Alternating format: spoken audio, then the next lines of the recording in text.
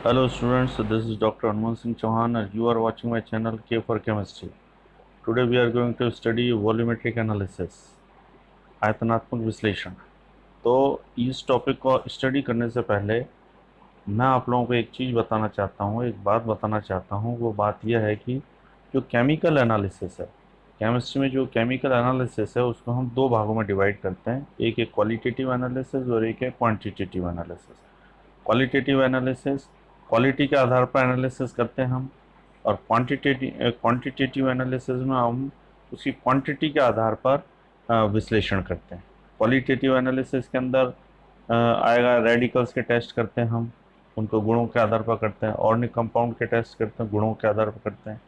तो ये जो टेस्ट हैं वो कहलाएंगे क्वालिटेटिव एनालिसिस। उसके बाद आता है क्वांटिटेटिव एनालिसिस। क्वांटिटेटिव एनालिसिस में हम एनालिसिस तो कर रहे हैं, लेकिन वो किसके आधार पर कर रहे हैं?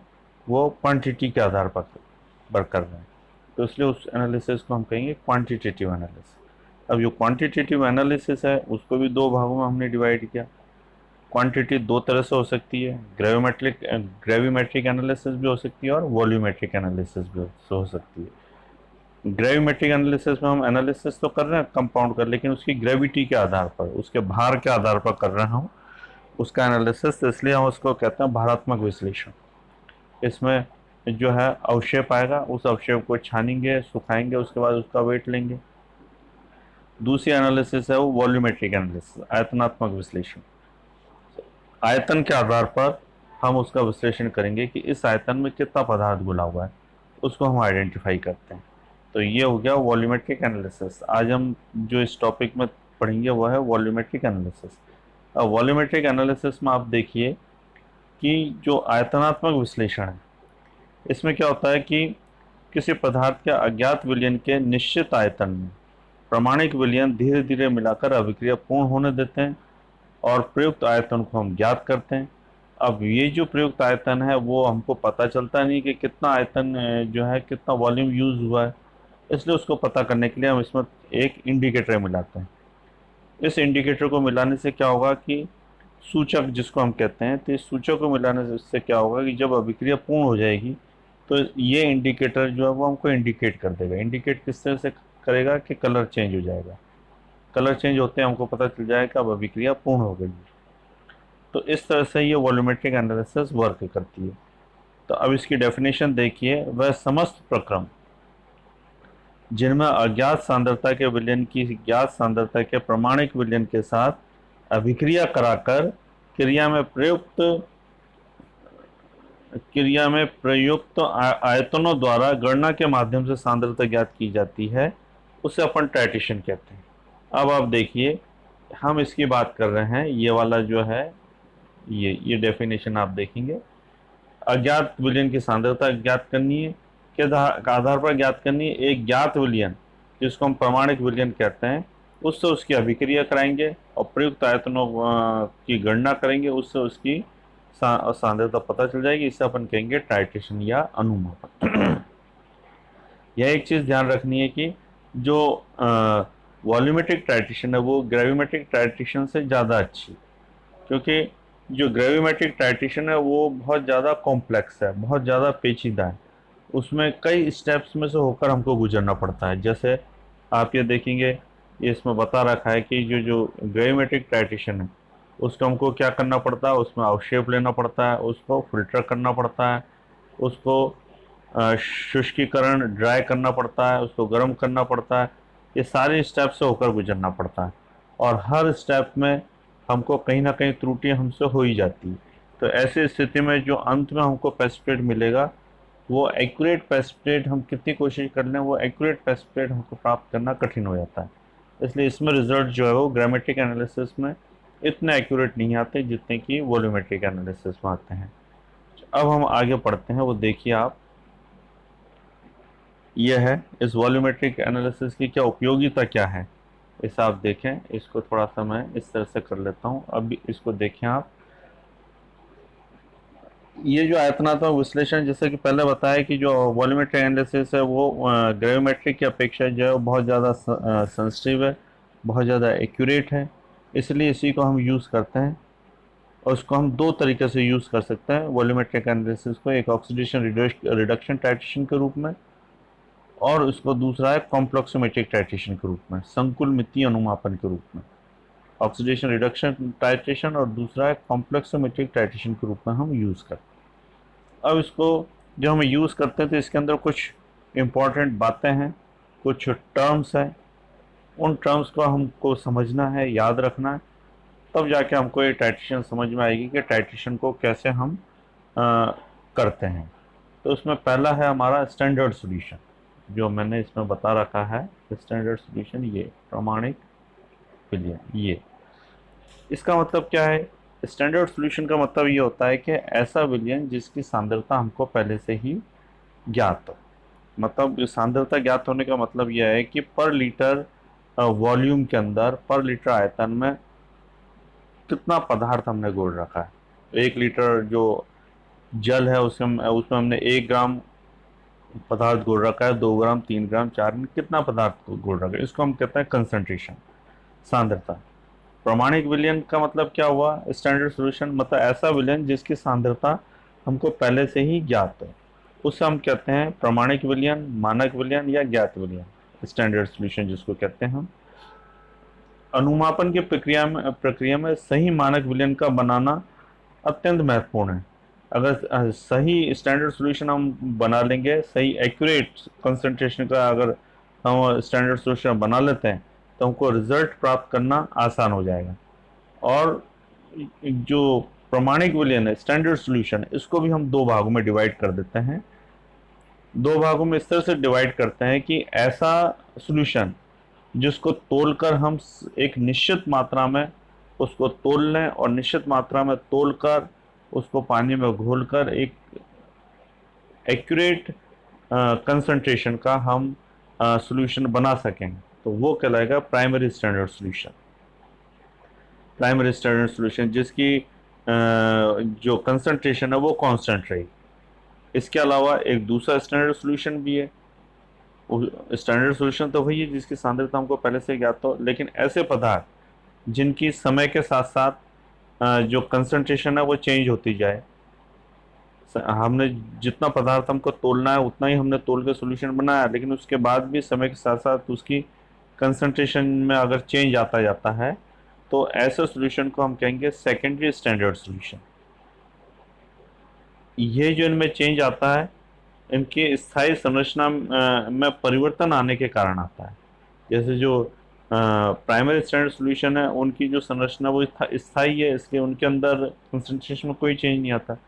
लेकिन ये वाले जो पदार्थ हैं इनकी स्थायी संरचना में परिवर्तन आने के कारण इनकी कंसंट्रेशन में चेंज आता है, इसलिए इनको हम कहते हैं सेकेंडरी स्टैंडर्ड सॉल्यूशन। इनको सीधे तोलकर और जल में घोलकर डायरेक्ट सॉल्यूशन नहीं बनाया जाता। हमको पता है कि इसकी कंसंट्रेशन जो है जितना हमने तोल कर हम सॉल्यूशन बना रहे हैं कैलकुलेशन करके, लेकिन जब इसका सॉल्यूशन बनाएंगे तो इसकी कंसंट्रेशन चेंज हो ही जाएगी। इसलिए हम जब भी इसको सॉल्यूशन बनाते हैं तो हल्का रफ जो है उसको मेज़र करते हैं, क्योंकि पता है हमको चेंज तो वैसे भी होने कितना ही एक्यूरेट ले लो। ऐसा किस तरह से होता है देखो, एक एग्जांपल है KMnO4, एक NaOH, एक KOH विलयन। NaOH और KOH का हाल यह है कि NaOH को जैसे हम लैब में खोलेंगे तो मॉइस्चर को एब्जॉर्ब करके और वो जो है वो उसका एक्चुअल NaOH का जो मात्रा है वो हो जाएगी कम, क्योंकि उसने मॉइस्चर को एब्जॉर्ब कर लिया। तो ऐसी स्थिति में हम अगर एग्जैक्ट भी उसका वेट लेंगे तो भी जो सॉल्यूशन बनेगा वो जो है वो सॉल्यूशन बनेगा उसके कंसंट्रेशन में चेंज आ जाए, क्योंकि एब्जॉर्ब कर लिया उसने CO2 को एब्जॉर्ब करके वो जो है वो काफ़ी हद तक स्पॉइल हो चुका है। इसी तरह से KMnO4 है।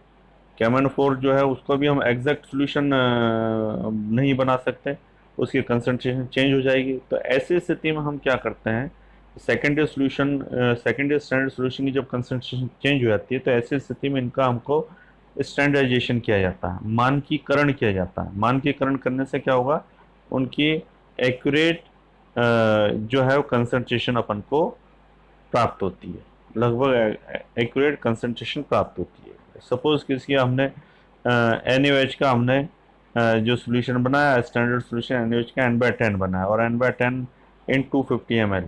इसको बनाने के लिए हमने 1 ग्राम तोला और उसको बना लिया। लेकिन जो हमने 1 ग्राम तोला उसको बना लिया तो वो 1 ग्राम जो वो शुद्ध थोड़ी था। जैसे हमने लैब में खोला तो उसने जो है वो मॉइस्चर एब्जॉर्व कर लिया, CO2 को एब्जॉर्व कर लिया, इसलिए वो जो है वो ऊपर की उसकी परत है वो ख़राब हो गई। ऐसे स्थिति में वेट में तो वो 1 ग्राम NaOH प्राप्त हो रहा है, लेकिन एक्चुअल NaOH है वो 1 ग्राम से कम हो गया। तो हमको जो कंसंट्रेशन मिलेगी, हम उसको जो 250 ml वाटर में डिजोल्व करेंगे तो हमको कंसंट्रेशन मिलेगी, उससे कम मिल जाएगी। एग्जैक्ट तो प्राप्त हुआ नहीं। तो ऐसी स्थिति में हम सेकेंडरी स्टैंडर्ड सॉल्यूशन को जब हम वेट लेते हैं तो थोड़ा सा ज़्यादा वेट लेता है, रफ वेट लेता है, ये रीज़न। इसके बाद आता है अननोन सॉल्यूशन। आप देखें अननोन सॉल्यूशन जो है वो ये वाला है अननोन सॉल्यूशन। अननोन सॉल्यूशन क्या होता है? ऐसा सॉल्यूशन जिसकी कंसंट्रेशन हमको पता ना हो, मतलब 1 लीटर विलियन में कितना पदार्थ घुला हुआ है ये हमको पता ही नहीं है, तो उसको हम कहेंगे अज्ञात विलियन। इसके बाद आता है माध्यमिक विलयन। माध्यमिक विलयन जो है वो ये वाला है, आप देखें। माध्यमिक विलयन पदार्थ जिसका अनुमापन द्वारा आंकलन करना हो किंतु वह दिए गए मानक तथा अज्ञात विलयन में से एक ही में विलय हो, या फिर यदि पदार्थ विलय भी हो तो उसमें परस्पर क्रिया न हो, ऐसे विलयन को अपन कहेंगे माध्यमिक विलयन। माध्यमिक विलयन मतलब वो स्टैंडर्ड सॉल्यूशन के साथ भी रिएक्शन कर जाएगा और अननोन सॉल्यूशन के साथ भी रिएक्शन कर जाएगा। अब इसके बाद आता है विलयन की सांद्रता। जो विलयन है उसकी सांद्रता मतलब 1 लीटर के अंदर कितना पदार्थ घुला हुआ है, वो इस विलयन की सांद्रता होगी। 1 लीटर में जितना ज़्यादा पदार्थ घुला होगा उसकी कंसंट्रेशन बढ़ जाएगी। 1 लीटर के अंदर अगर कम पदार्थ घुला होगा तो उसकी कंसंट्रेशन कम हो जाएगी, सांद्रता कम हो जाएगी। अब इस सांद्रता को कई रूपों के अंदर हम व्यक्त करते हैं, जिसमें से जो है जैसे ग्राम प्रति लीटर, 1 लीटर में कितना ग्राम पदार्थ घुला हुआ है, मोलरता, नॉर्मलता, प्रतिशतता, मोललता, अलग अलग जो है वो कंसंट्रेशन को शो करने के, व्यक्त करने के अलग अलग तरीके हैं। अब हम आगे का देखते हैं। अब इसमें आप देखिए ये जो दूसरा है ग्राम प्रति लीटर, पहला है ग्राम प्रति लीटर। इसमें देखिए 1 लीटर विलियन में किसी पदार्थ का कितना ग्राम पदार्थ घुला हुआ है, वो उसके ग्राम प्रति लीटर में सांद्रता होगी। किसी विलियन के 1 लीटर में पदार्थ का कितना ग्राम घुला हुआ है, यह उस विलियन की ग्राम प्रति लीटर में सांद्रता होती है। इस तरह से है, जैसे अगर सपोज कीजिए किसी पदार्थ का 40 ग्राम 1 लीटर में घुला हुआ है, तो वो उसकी जो है वो ग्राम प्रति लीटर में सांद्रता क्या हो जाएगी, 40 ग्राम पर लीटर। उसको 100 ml में निकाल लें हम तो वो 4 ग्राम पर 100 ml हो जाएगा। इसके बाद आता है नॉर्मलता। नॉर्मलता जनरली हम यूज़ करते हैं। अब ये देखिए नॉर्मलता के अंदर क्या है, ये वाला जो हम बताना चाह रहे हैं नॉर्मलता। अब आप देखें इस नॉर्मलता में, नॉर्मलता इसकी एक पर्टिकुलर डेफिनेशन है, वह विलयन जिसके 1 लीटर में किसी पदार्थ का 1 ग्राम तुल्यांक पदार्थ घुला हो। 1 ग्राम तुल्यांक पदार्थ, किसी पदार्थ का 1 ग्राम तुल्यांक 1 लीटर के अंदर घुला हुआ है तो वह उस पदार्थ का नॉर्मलता कहलाएगी। उस विलयन को हम बोलेंगे नॉर्मल विलयन, 1n का विलयन। यहाँ हमको डेफिनेशन को ध्यान रखना पड़ेगा। 1 ग्राम तुल्यांक, किसी पदार्थ का 1 ग्राम तुल्यांक 1 लीटर में घुला हुआ है तो वो उसकी नॉर्मलता कहलाएगी। उस विलयन को हम कहेंगे 1n का सोल्यूशन नॉर्मल विलयन। जैसे माना HCl है, HCl का 1 ग्राम तुल्यांक होता है 36.5, H2SO4 का 1 ग्राम तुल्यांक होता है 49, NaOH का 1 ग्राम तुल्यांक होता है 40 ग्राम। तो अब आप देखिए कि NaOH का जैसे 40 ग्राम है उसको हम 1 लीटर में घोल दें तो वो 1n का सोल्यूशन हो जाएगा। HCl का 36.5 है, इसको 1 लीटर में घोल दें तो इसका 1n का सोल्यूशन हो जाएगा, नॉर्मल सोल्यूशन हो जाएगा। और इसका दुगना अगर अपन 1 लीटर में घोल दें तो 2n का सोल्यूशन हो जाएगा। इसका इसी अनुपात में इसका जो है वो नॉर्मलता होती है। इसका फार्मूला देखिए आप नॉर्मलता n is equal to mass dissolve per litre into n upon equivalent weight. जो पदार्थ है उसकी प्रति लीटर में सांद्रता डिवाइडेड बाय तुल्यांकी भार। इस तरह से है ये।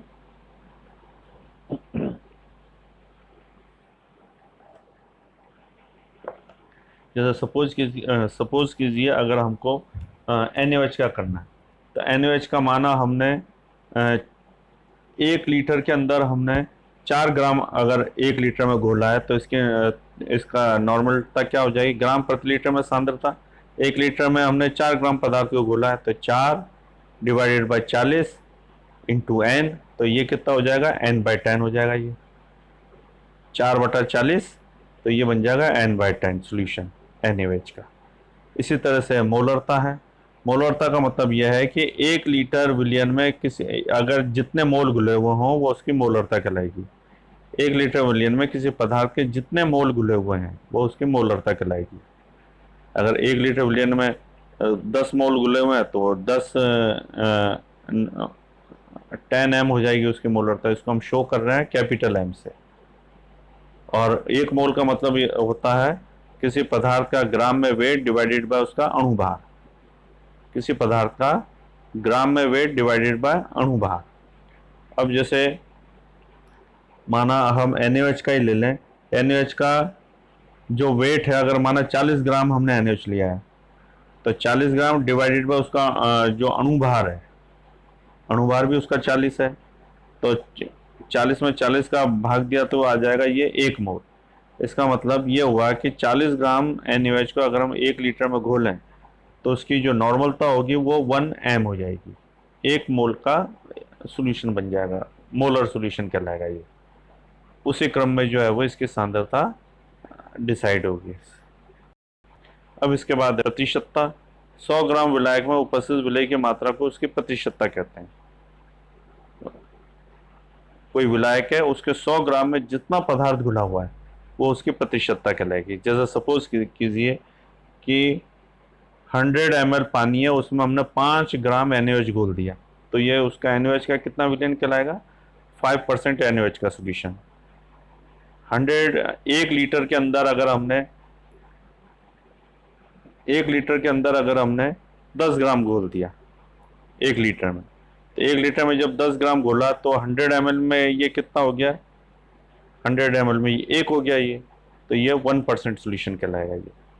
इस तरह से ये जो है वो प्रतिशतता होती है। इसके अलावा मोललता भी है। मोललता की डेफिनेशन है वह विलयन जिसके 1 किलो विलायक में किसी पदार्थ का ग्राम अणुभार घुला हुआ हो, वह उसकी मोललता कहलाती है, मोलल विलयन। इसको स्मॉल m से शो करते हैं अपन। इसके अलावा आता है इक्विवेलेंस एंड एंड पॉइंट। जिस बिंदु पर 2 विलयनों की क्रिया पूर्ण होती है वह उसका तुल्य बिंदु कहलाता है। तुल्य बिंदु का मतलब यह है कि जब हम रिएक्शन कर रहे हैं, टाइट्रेशन कर रहे हैं, तो टाइट्रेशन करते समय जब दोनों जो है इनकी रिएक्शन कंप्लीट हो जाए, दोनों विलयनों की रिएक्शन कंप्लीट हो जाए, तो वो उसका तुल्य बिंदु कहलाएगा। लेकिन रिएक्शन कंप्लीट होती है ये हमको पता नहीं चल रहा है, इसलिए ऐसी स्थिति में हम उसमें इंडिकेटर डालते हैं। इंडिकेटर डालने से क्या होगा कि कलर चेंज होता है, कलर चेंज होता है तो उसके बाद हमको पता चल जाता है। इसे हम एंड पॉइंट कहते हैं, अंतिम बिंदु कहते हैं। यहाँ पर अभिक्रिया पूर्ण हो चुकी है, तो जो अभिक्रिया पूर्ण हुई है वो कहाँ पूर्ण हुई है, अंतिम बिंदु आने से थोड़ा सा पहले। तुल्य बिंदु और अंतिम बिंदु के बीच में अभिक्रिया को पूर्ण होती है। ये वाला जो लेवल है बहुत ज़्यादा सूक्ष्म होता है। इस तरह से यह है। इसके अलावा यह है मानक विलयन तैयार करना, preparation of standard solution. Standard solution किस तरह से तैयार करते हैं यह है, इसको हम आने वाले टॉपिक में स्टडी करते हैं। आज के लिए बस इतना ही, मुझे याद दीजिए। Thank you very much students. और हाँ, मेरा ये चैनल है, इसको सब्सक्राइब करना ना भूलें। आप इसे सब्सक्राइब करें, और कोई भी आपको लेक्चर से संबंधित कोई प्रॉब्लम है तो आप कमेंट बॉक्स में जाकर कमेंट कर सकते हैं। Thank you very much.